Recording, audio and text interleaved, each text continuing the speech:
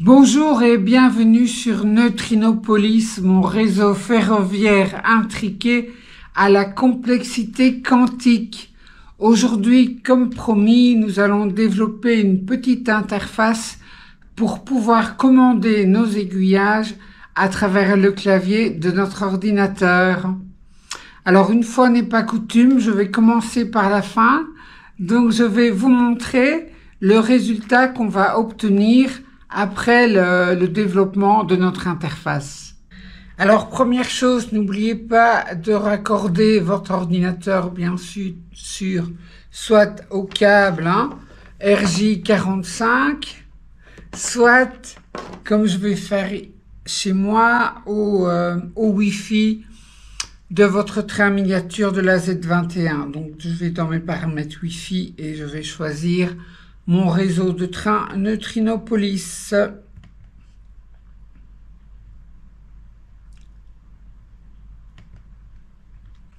Voilà, alors je vous montre en fait ce à quoi on va arriver à la fin de cette vidéo. Donc vous allez voir en fait que je vais donc lancer l'interface et la première chose que l'interface va faire, puisque l'interface ne sait pas dans quelle position sont les aiguillages au démarrage, l'interface va initialiser tous les aiguillages à la position droite. Donc vous allez entendre les cliquetis des aiguillages qui se positionnent à droite.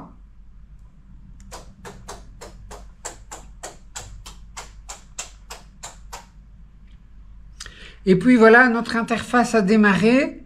Tous les aiguillages sont à droite, donc le droit est symbolisé par la couleur verte, tandis que le courbe, la position courbe, est symbolisée par la couleur rouge. Donc moi, dans mon réseau, pour l'instant, j'ai 16 aiguillages qui sont donc nommés de A jusqu'à P. Et donc en appuyant sur une lettre du clavier, je vais changer la position de l'aiguillage. Alors je vous montre ça, donc je vais changer le A. Voilà, et la position se met bien en rouge. Je peux remettre à droite. Et alors en tapant sur les lettres de l'alphabet, eh bien je change mes aiguillages. Bien sûr, si je dépasse le P qui est ma dernière lettre, rien ne va se passer. Donc si je tape sur Z par exemple, voilà, rien ne se passe. Donc, eh bien, on va retourner au bureau et eh bien, on va implémenter ça tous ensemble. Allez, on y va. Alors, le sommaire de cette vidéo. Eh bien, on va implémenter une nouvelle fonction dans notre librairie Z21, une fonction qui nous manque, et c'est la fonction Z21 inversé aiguillage. Cette fonction, en fait, elle inverse, comme elle le dit, elle inverse la position de l'aiguillage. Donc, si l'aiguillage est droit, la fonction va mettre l'aiguillage à courbe, et si l'aiguillage est à courbe, la fonction va mettre l'aiguillage à droite. Donc, on va implémenter cette fonction. On va ensuite aller la tester sur le réseau pour voir si elle fonctionne. Après, je vous expliquerai en fait pourquoi est-ce que j'ai pas réussi en fait. Ce que je voulais faire au départ, c'était faire une petite interface qui commente les aiguillages avec le clavier, mais dans une fenêtre DOS. Et je n'y suis pas arrivé parce que le PHP, en fait, c'est un langage orienté serveur.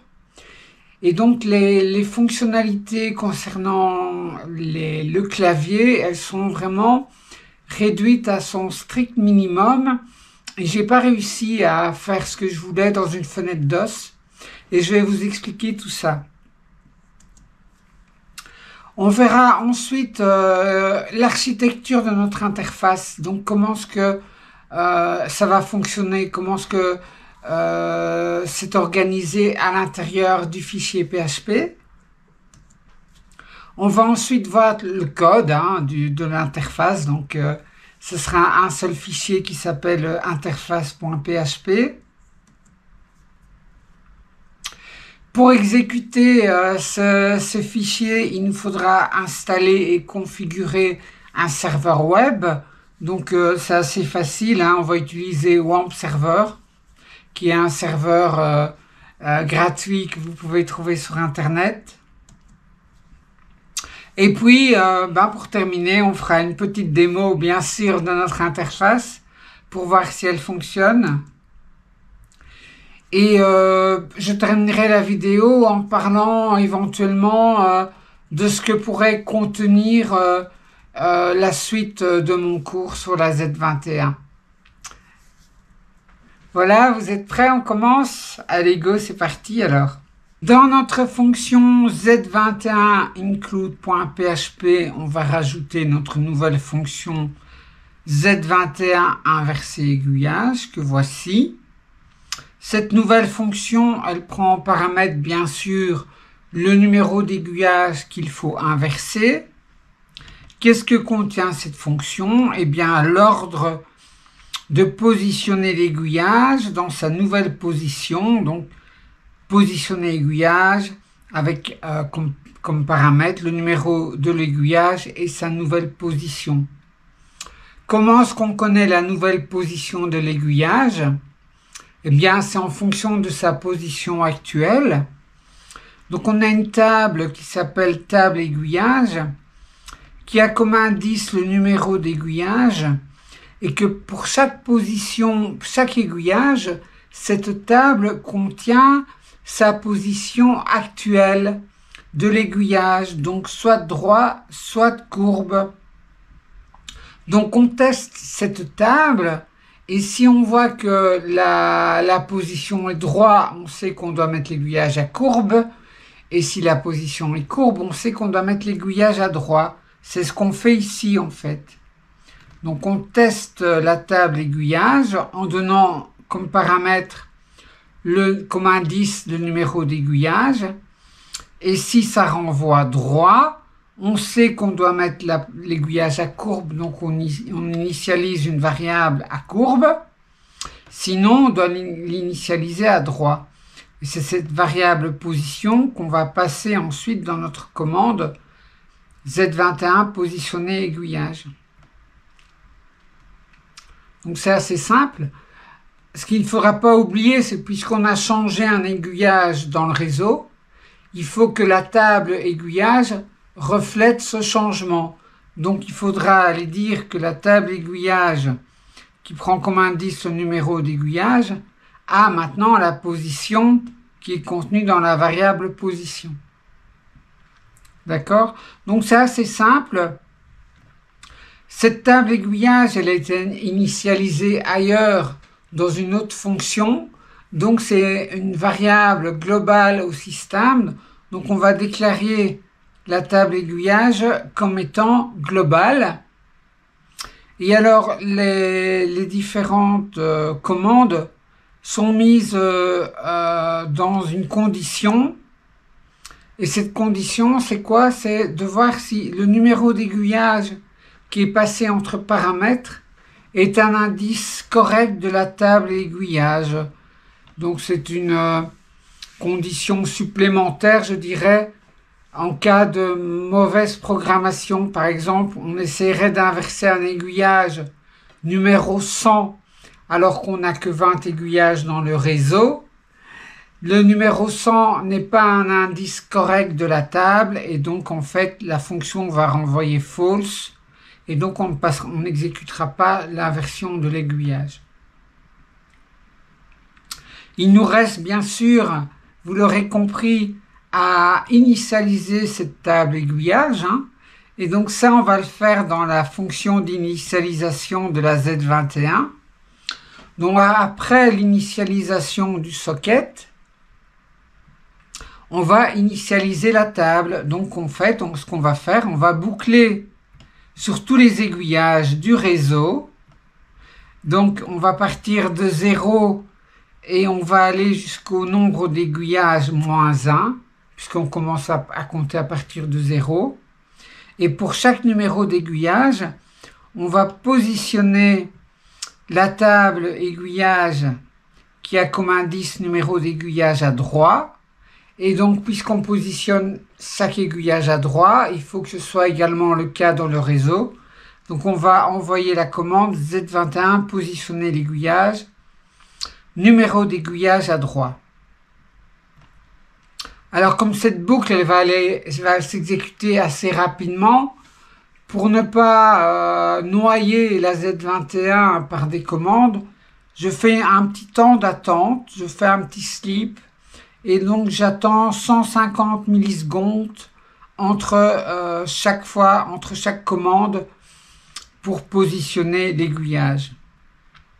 Donc ici, sleep entre aiguillage, c'est un nom symbolique qui est défini ici, sleep entre aiguillage, et ça vaut 150 millisecondes, donc 150 000. D'accord? Ça, voilà. Je me suis rendu compte que c'était la valeur correcte après avoir fait des tests.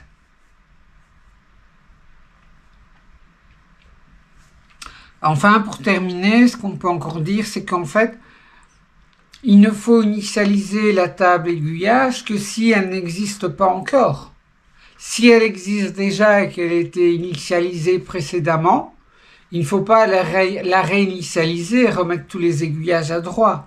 Donc en fait, on va tester ici pour voir si cette table existe. Si elle n'existe pas, on initialise les aiguillages à droite et on initialise cette table. Mais si la table existe déjà, surtout, on ne touche à rien, on ne fait rien, puisque les aiguillages ont été initialisés précédemment. Alors, n'oubliez pas de déclarer la variable, le nom symbolique à un nombre d'aiguillages en donnant le nombre d'aiguillages que vous avez sur votre réseau. Donc, moi, pour l'instant, j'en ai 16. D'accord? Et alors, une autre chose importante, dans la fonction positionner aiguillage, je vous avais dit que le décodeur donc 10836 de Rocco, par défaut, il coupait lui-même le courant après 500 millisecondes. Alors, je me suis rendu compte qu'en fait, ça fonctionne, mais que ça... Je ne sais pas pour quelle raison, mais quand vous laissez le 10836 couper lui-même l'aiguillage, il y a un grand temps de latence. C'est-à-dire que, par exemple, vous appuyez sur A pour positionner l'aiguillage A. Vous vous dites non, l'aiguillage était bien comme il était. Vous réappuyez. Si vous réappuyez trop vite, la deuxième fois, la commande ne va pas être prise en compte par le 10836. Je ne sais pas pourquoi. Parce qu'il est en train d'attendre et il est en train d'être préoccupé par le fait qu'il va devoir couper lui-même la tension sur l'aiguillage et la commande qu'il reçoit la deuxième fois, il ne la prend pas. Donc vraiment, je vous conseille de ce que je vous avais dit que vous pouviez mettre entre commentaires, c'est de le retirer. Donc quand vous mettez la tension sur l'aiguillage pour le positionner, vous attendez 150 millisecondes et puis vous coupez vous-même la tension sur l'aiguillage. Et comme ça, ça fonctionne, mais vraiment beaucoup mieux.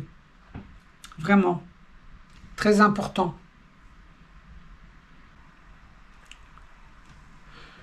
Comment est-ce qu'on va tester notre fonction Z21 inversé aiguillage? Eh bien, j'ai fait donc dans un fichier test.php. Voilà, quelques lignes simples. Donc d'abord, je fais un include pour savoir accéder à mes fonctions Z21. J'initialise ma Z21 en appelant sa fonction d'initialisation. Et puis, je vais travailler sur le numéro de l'aiguillage 10. Et donc, je vais inverser la position de cet aiguillage une fois. Je vais attendre 5 secondes et je vais de nouveau l'inverser une deuxième fois. Et enfin, je vais sortir de mon programme, sans oublier avant de clôturer correctement la Z21. Donc finalement, ce qui va se passer, dans mon initialisation, la Z21 va construire la table aiguillage, donc il va mettre tous les aiguillages à droite, y compris le numéro 10. Ensuite, le numéro 10 va être inversé, donc il va passer à courbe. On va attendre 5 secondes et puis de nouveau il va être inversé, donc il va repasser à la position 3. Donc on va aller tester ça. Alors on va tester ce qu'on a fait, donc notre fichier test. Donc je suis de retour dans ma salle de train.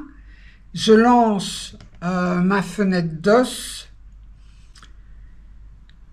Et alors, donc, je vais exécuter le fichier test. Donc, je vais faire php test.php pour l'exécuter. Alors, avant de faire le return, donc, ce qui va se passer, c'est que lors de l'initialisation, le petit logiciel va mettre tous les aiguillages dans la position droit pour initialiser la table aiguillage.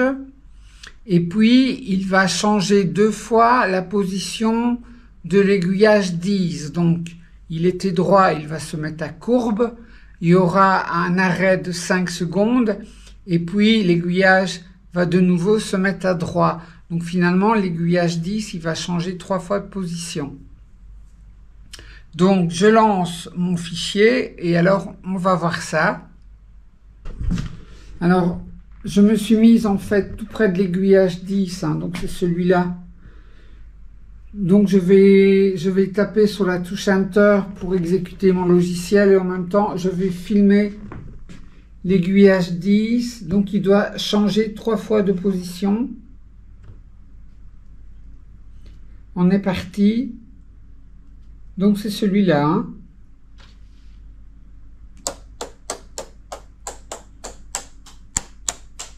Voilà, il a changé, il s'est remis déjà. 5 secondes d'attente. Et voilà. Ça a fonctionné super. Maintenant, il nous reste donc à implémenter notre interface pour pouvoir commander tous les aiguillages via le clavier. Alors, on retourne au bureau pour faire ça. Alors, où en sommes-nous dans notre sommaire? Eh bien, on en est maintenant au fait que PHP est un langage orienté serveur.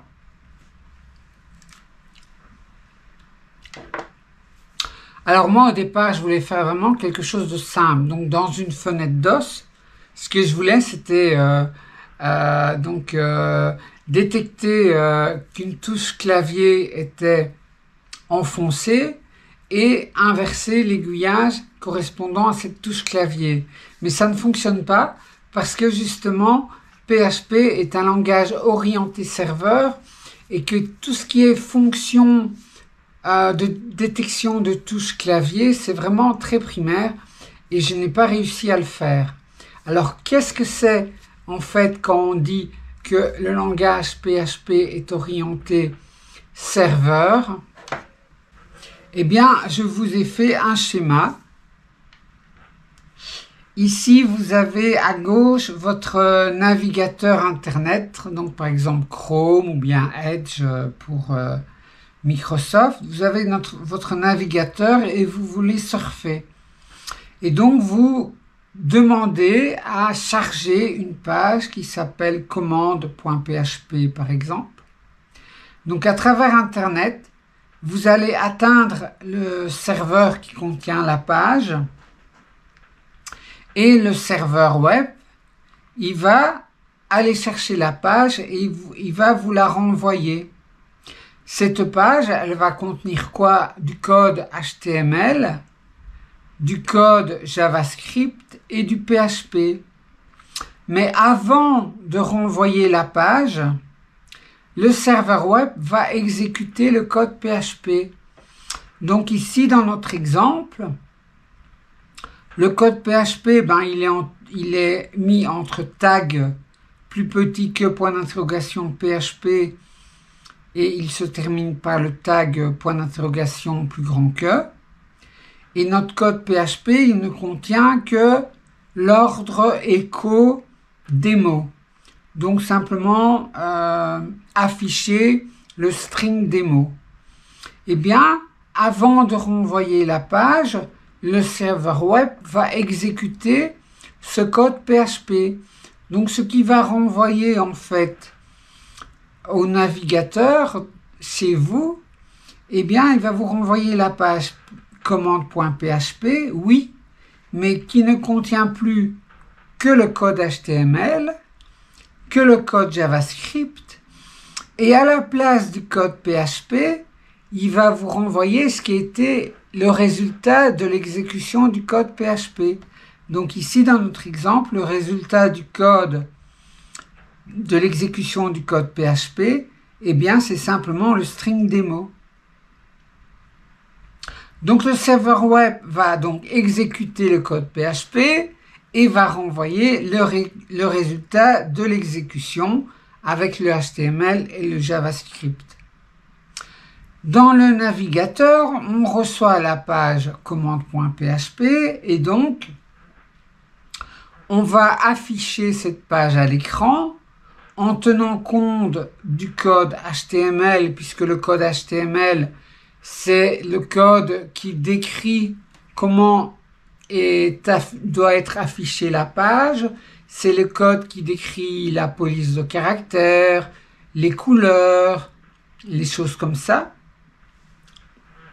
Donc le navigateur va afficher la page en tenant compte du code HTML et puis va exécuter le JavaScript. Alors le JavaScript, c'est un langage, mais aussi bien que PHP, on vient de le voir, est exécuté sur le serveur, le JavaScript va être exécuté dans votre ordinateur, dans votre navigateur web. Et le JavaScript, il sert à dynamiser la page, donc à exécuter des événements. Lorsqu'on clique sur quelque chose, eh bien on génère un nouvel événement qui est déclenché et il peut se passer des choses. Eh bien le JavaScript, c'est ça qu'il fait. Il donne un dynamisme à votre page HTML qui est affichée.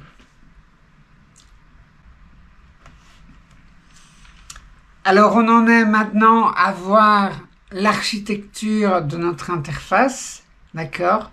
Comment est-ce que va être construit notre interface pour commander nos aiguillages à travers le clavier. Alors notre interface qui exécute des commandes clavier pour positionner des aiguillages, eh bien s'appelle interface.php. Et comment est-ce que ce fichier interface.php va fonctionner? Eh bien, on va le faire fonctionner à travers d'un navigateur Internet, donc Chrome, ou bien Edge, ou bien encore un autre. Notre navigateur Internet va donc demander à télécharger la page interface.php à un navigateur. Alors, si ce n'est que le navigateur ici, il n'est pas sur Internet, mais il reste en local, sur notre machine, sur notre ordinateur. Et donc, je vous propose d'installer sur votre ordinateur le serveur web qui s'appelle WAMP Server, qui est un serveur gratuit et très facile à installer et qui fonctionne très bien. On verra après comment l'installer. Donc notre navigateur demande à télécharger et exécuter la page interface.php. Donc la requête arrive en local sur notre serveur WAMP Server qui va aller chercher la page interface.php et qui, avant de la retourner, va exécuter le code PHP. Alors qu'est-ce qu'il y a dans ce code PHP? Il y a d'abord l'exécution de la fonction Z21 initialisation, c'est-à-dire que là, on va initialiser la table aiguillage Donc on va mettre tous les aiguillages à droite et on va dire dans cette table que tous les aiguillages sont à droite. Ensuite, on va générer le code HTML pour afficher la table des aiguillages avec pour chaque aiguillage la couleur verte ou rouge selon la position de l'aiguillage. Et ça, on peut le faire maintenant puisqu'on a la table aiguillage, on connaît toutes les positions des aiguillages sur le réseau. On peut générer ce code HTML.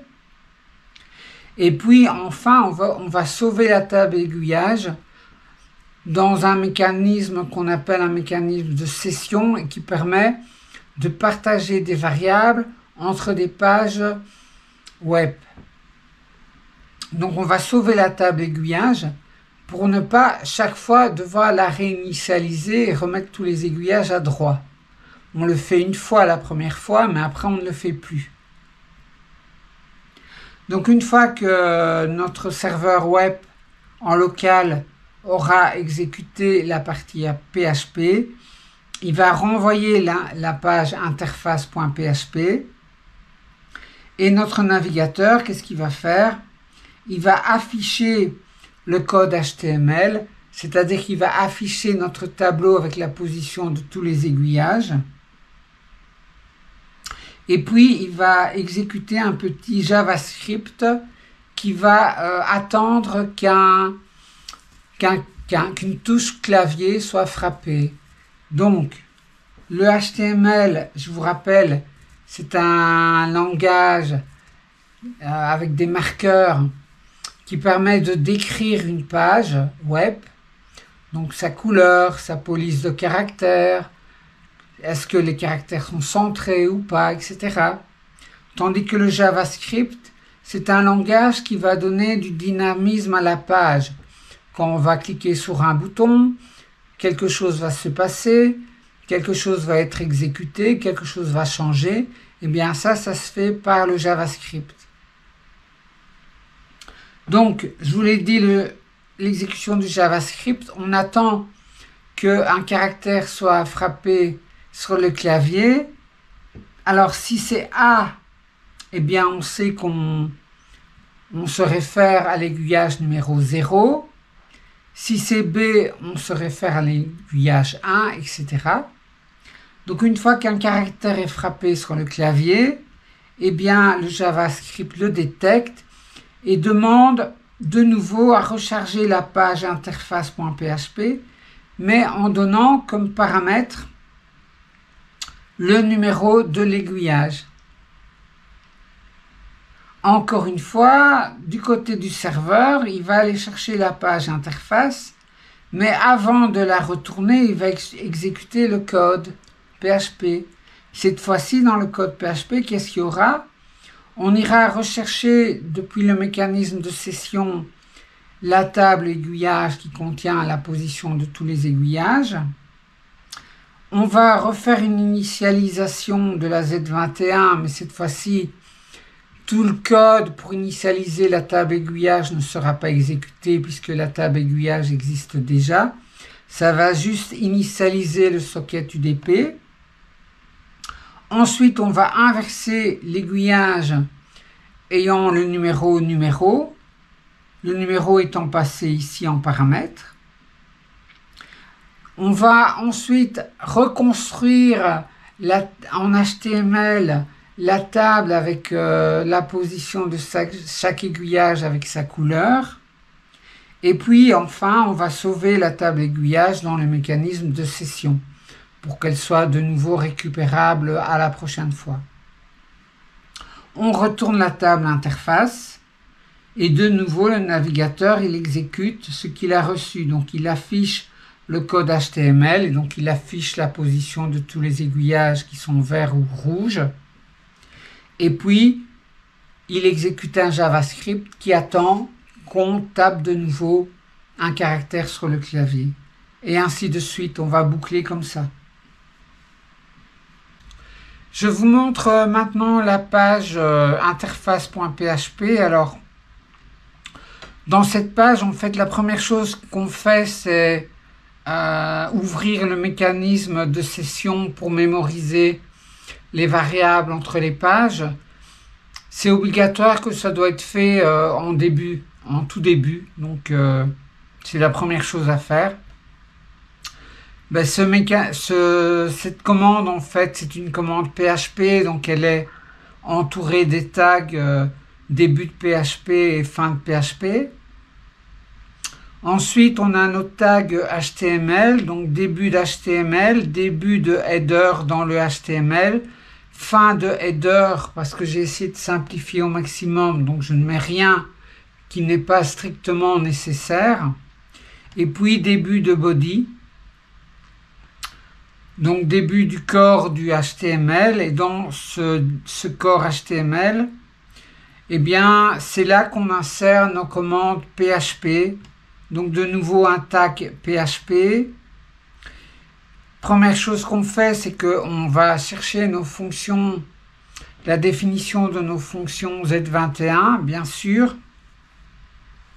Ensuite, on va voir si la table aiguillage existe dans le mécanisme de session. Et si oui, ben, on initialise la table aiguillage avec ce qu'on a trouvé dans le mécanisme de session. Et sinon, la table aiguillage sera construite dans l'appel de la fonction Z21 initialisation. Ensuite, on va voir si en paramètre de la page a été donné un numéro d'aiguillage. Et si oui, eh bien, on va inverser l'aiguillage qui a été donné dans le paramètre de la page.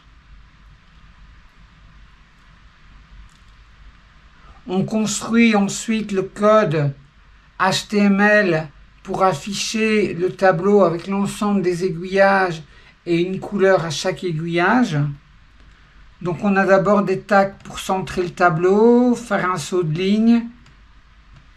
On commence la page, on commence la première ligne, et puis on va boucler, et pour chaque aiguillage, donc on va boucler de 0 à nombre d'aiguillages moins 1, et pour chaque aiguillage, on va construire une colonne à la table, avec comme fond la couleur de la position de l'aiguillage. Donc on va choisir le vert, et si la position de l'aiguillage est à courbe, eh bien on choisira le rouge. Et on affiche la colonne avec la couleur de fond et la lettre de l'aiguillage, c'est-à-dire qu'en fait, on va donc prendre le numéro de l'aiguillage ou l'augmenter de 65 pour obtenir le code ASCII et afficher le code ASCII. Ici, c'est simplement, on met 10 blancs avant la lettre de l'aiguillage et on met 10 blancs après pour aérer un peu la colonne. Une fois qu'on a terminé de boucler sur tous nos aiguillages, on termine la ligne, on termine la table et on termine le centrage. Enfin, avant de terminer le PHP, il ne faut pas oublier de sauver la table aiguillage qui a été modifiée par notre commande ici inverser aiguillage. Il ne faut pas oublier de la sauver dans les variables de session. Au niveau du client, au niveau du navigateur, quand il va recevoir la page, il aura ici à la place des échos, il aura le code HTML pour afficher le statut de chaque aiguillage avec sa couleur. Et puis il va exécuter un script JavaScript. Donc le JavaScript est entre des tags script, début de tag script et fin de tag script. Ça c'est le JavaScript. Qu'est-ce qu'il fait? Il va écouter le clavier et si une touche est appuyée, la fonction ici est exécutée. Qu'est-ce que fait la fonction? Elle retourne le caractère qui a été appuyé sur le clavier Et puis, si le caractère est compris entre A et Z, c'est-à-dire qu'on a retiré les fonctions, on a retiré les chiffres, on a retiré tous les caractères spéciaux. Donc, si c'est un caractère entre A et Z, eh bien, on va en déduire le numéro de l'aiguillage, qui est donc le code ASCII du caractère -65. Donc, si c'est A, son code ASCII, c'est 65, on fait -65, et donc pour A, on obtiendra 0, pour B, on obtiendra 1, etc. Si ce numéro d'aiguillage est compris dans notre fourchette de numéro d'aiguillage, donc est compris entre 0 et NB aiguillage -1, eh bien, on fera un refresh de la page, donc on va réappeler la page interface.php, mais en donnant un paramètre qui est le numéro de l'aiguillage dont il faut inverser la position. Donc ça se fait ici dans la fonction refresh page with param, en donnant comme paramètre le numéro de l'aiguillage. La fonction ici est déclarée au début. On va donc rappeler la page en donnant comme URL la page, donc interface.php, avec laquelle on aura concaténé derrière le numéro de l'aiguillage.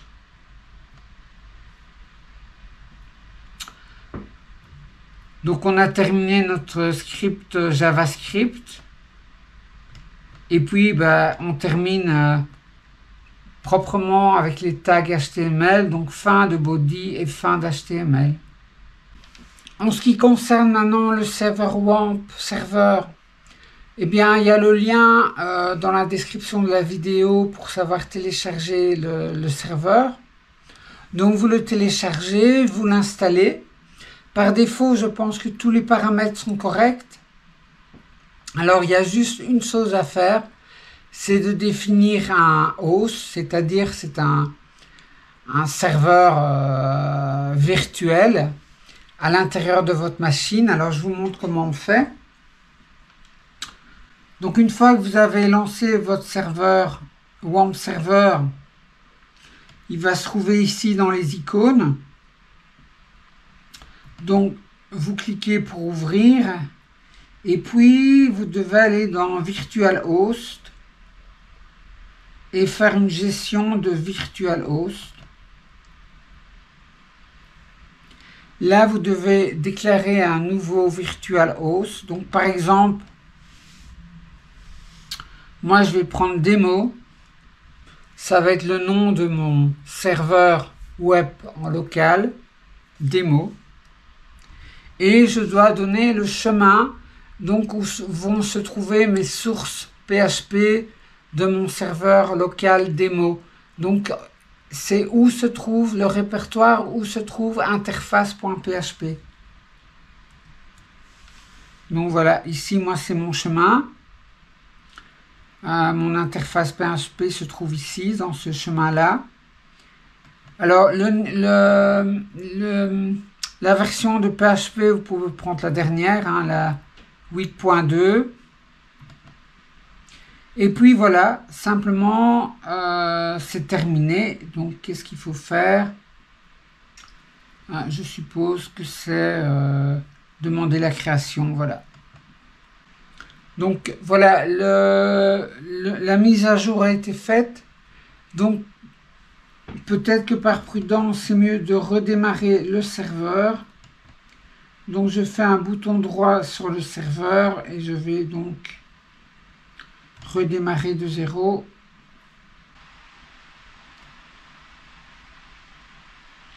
Voilà, il est en train de redémarrer.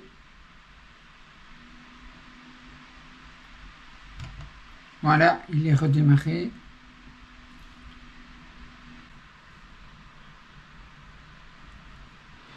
Donc pour voir si ça fonctionne bien, je vais taper dans mon navigateur démo/interface.php pour voir si je récupère bien ma page PHP.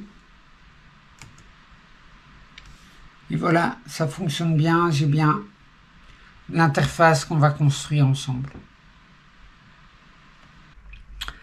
Voilà, ici s'achève en fait cette première partie sur mon cours de la Z21. Alors première partie, pourquoi? Parce que ça fait un tout en fait. On a vu la structure de base des paquets de la Z21. On a vu comment ouvrir et fermer un socket UDP. On a vu comment envoyer une commande pour positionner un aiguillage. Et puis aujourd'hui, on a terminé par une interface minimaliste, mais une interface quand même qui fonctionne sur la position des aiguillages sur le réseau. Donc la suite, ce serait maintenant de construire les fonctions pour commander une locomotive, sa vitesse, son sens de marche, et puis si les fonctions F0, F1, etc. sont on ou off. Ce serait une deuxième partie avec une troisième partie qui serait une interface alors beaucoup plus sophistiquée qui comprend donc commander un aiguillage et commander une locomotive. Maintenant, moi je fais une pause jusque l'automne, puisque ici le printemps arrive et donc l'été je fais moins d'informatique. Si vous voulez me suivre, je vais être plus sur mon autre chaîne où je raconte mes aventures en moto, donc vous pouvez me suivre sur le vent des Ardennes. Mais surtout, dites-moi en commentaire si vous êtes intéressé ou pas à ce que je continue ce cours en automne. Parce que j'ai peu de messages qui me montrent que vous suivez mon cours et que vous développez des choses de votre côté. J'ai des messages de sympathie, j'ai des messages d'encouragement. J'ai aussi des messages de mon ami Alain qui traduit mes fonctions en Python. Donc tout ça est génial, mais je ne sais pas si vraiment mon cours sert à quelque chose. Donc si vous êtes intéressé à ce que je continue, surtout dites-le moi en commentaire pour que je prépare ma rentrée en automne. Voilà, mais de toute manière, je mettrai encore bien sûr des vidéos sur ma chaîne Neutrinopolis, donc plutôt maintenant des vidéos centrées sur la construction de mon réseau, le câblage de mon réseau, les problèmes que je rencontre, etc. Mais je vais laisser jusqu'en automne l'informatique un peu de côté. Et puis, je vous l'ai dit, je la reprendrai, mais seulement et seulement si vous me dites que ça vous intéresse vraiment. Voilà, je vous laisse dans ma salle de train pour vous dire à très bientôt. Merci d'avoir voyagé avec moi sur les rails de la créativité. Mais surtout, n'oubliez pas que la prochaine station, c'est la vôtre. Allez, salut, au revoir, à bientôt.